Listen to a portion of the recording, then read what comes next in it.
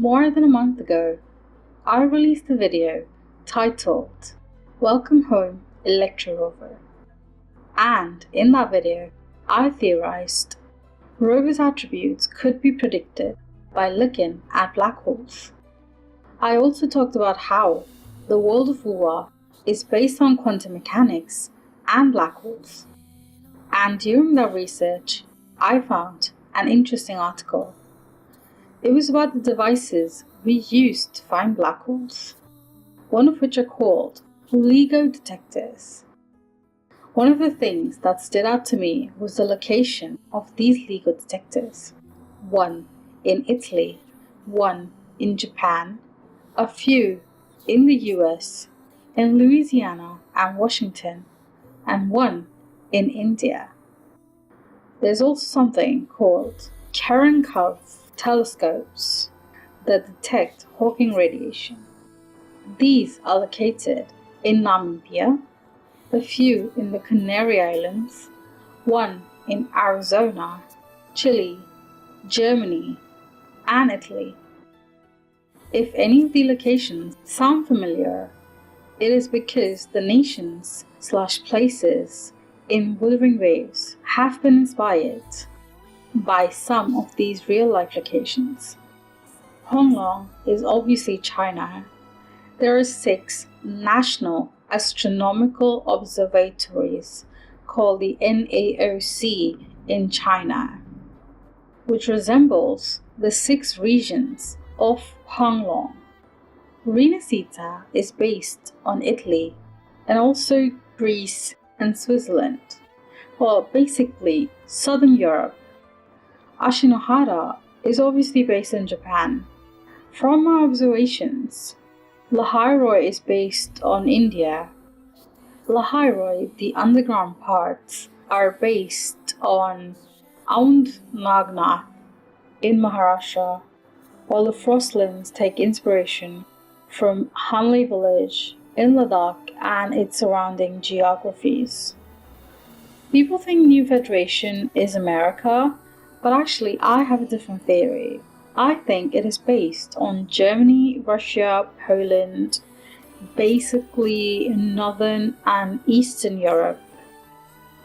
Wuwa takes inspiration from history, so I do think New Federation is inspired by the USSR or the Soviet Union.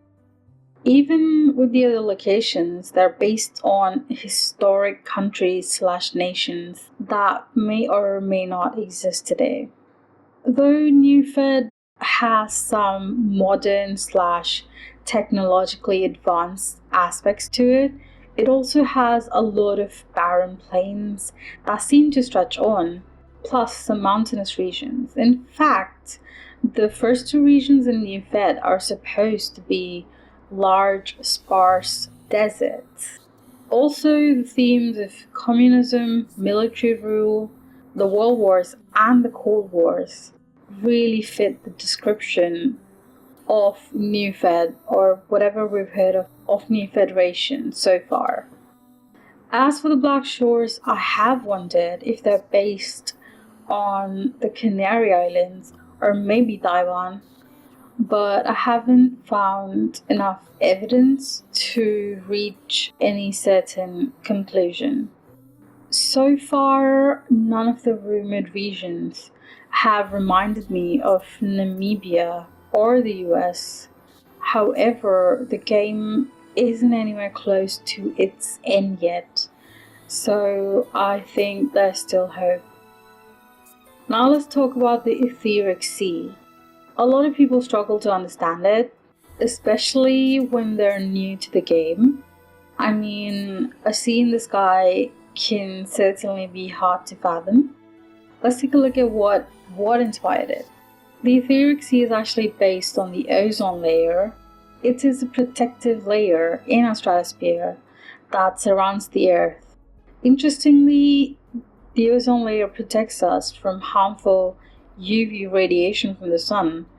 However, ozone at ground level is extremely dangerous, and inhaling it may cause shortness of breath, chest pain, headaches, dizziness, fatigue, etc. In fact, it is an air pollutant at surface level. This has inspired the Tacet fields and wave-worn phenomenon in Wuwa. Yin Yang tells us that Tacet fields are formed by the conversions of the Etheric Sea. Something that is helpful in the sky becomes harmful at surface level. Rover even experiences dizziness and headaches when we first step into the Tacet field at the start of the game. Concentrated ozone gas and liquid ozone can detonate, and solid ozone is said to be purplish black, while liquid ozone is dark blue and highly reactive. And we can see this around Tacet fields that have purplish black rock-like croppings and the gas that is emitted from them. There is also an actual reason why the Etheric Sea protects Solaris from aleph 1. So there's something called alpha particles, and if you didn't know, the letter alpha is derived from the Hebrew letter aleph. I think I hinted at this in my lecture video. But anyway, these alpha particles form a type of radiation. However, it is significantly absorbed by the Earth's atmosphere. In fact, if you check this particular para, this article calls it a shield equivalent to 10 meters of water. So I think that's why the Etheric Sea can stop aleph 1, and that is the inspiration behind it. I think Kuro took this fact very literally and made it around 10 meters of water. Inspired of making 2 videos about it, I wondered why Kuro decided to make Chisa, a Japanese character, have connections with aleph 1. And then I stumbled on this interesting fact. Aleph is the name of a religious cult in Japan. And finding this fact has only strengthened my belief about aleph 1 being Ashinohara's Threnodian, since Threnodians in the game are supposed to represent divinity.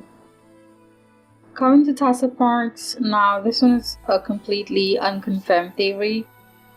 I hope to confirm it once Rover completes / restarts their loop in Solaris. But I think the number of stars on a Tacet Mark represent the number of lives the resonator has lived, aka the number of their rebirths. I thought of this because of 2 reasons. As I explained in my last video, purple frequencies represent people that are dead / close to death, someone not part of the living. And 4-star characters have a purple frequency / convene animation when you pull for them. One of these characters is Yin Yang, who is about to have a rebirth of sorts. So currently, all 4-star characters are close to death or not part of the living. Perhaps some are already dead. Second, after dying, Yin Yang is about to turn from a 4-star character to a 5-star character. So when she is reborn, she gains a star in her Tacet Mark. As I said, there's not much evidence to support this theory yet. It can only be confirmed after Rover loops. If Rover gains 1 more star, it means my theory is correct. And this will be Rover's 4th rebirth, which means they have had at least 3 lives or births before. While editing this video, I realized there was already somebody who could prove this theory, and that person is Imeth. When we meet Imeth, she is the Exostrider's resonator, and she has 6 stars in her Tacet Mark. But during some of her flashback scenes, we can actually see she has 5 stars in her Tacet Mark. So she dies while trying to resonate with the Exostrider, yet she lives on as a digital ghost. So she dies and gains a star in her Tacet Mark. Wuwa also interviews the Yin Yang symbolism in their stories and characters. For example, Yin has negative connotations and is associated with the moon and the netherworld. That is why you can often see a moon in the background during the lament, or when Phoenicians attack Solaris, or during a TD outbreak. That could be one of the reasons why the moon has been destroyed long ago. While Yang has positive connotations and is associated with the sun, prosperity, and brightness.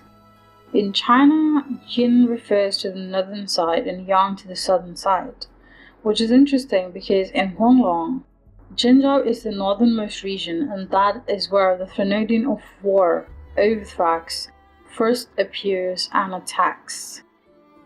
If the Phoenicians are represented by the moon, it makes sense that rover or the resonators are represented by stars, because well, the sun is a star.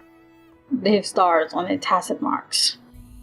Anyways, this is a much shorter video than usual, and this was some of the real life phenomenon or real life things that have contributed to the world building of Wuthering Waves. This might not be as interesting as some of the other videos, but my next video is about Scar and what we know of him so far. And there's also some surprising G-lore there, so stay tuned for that. Bye.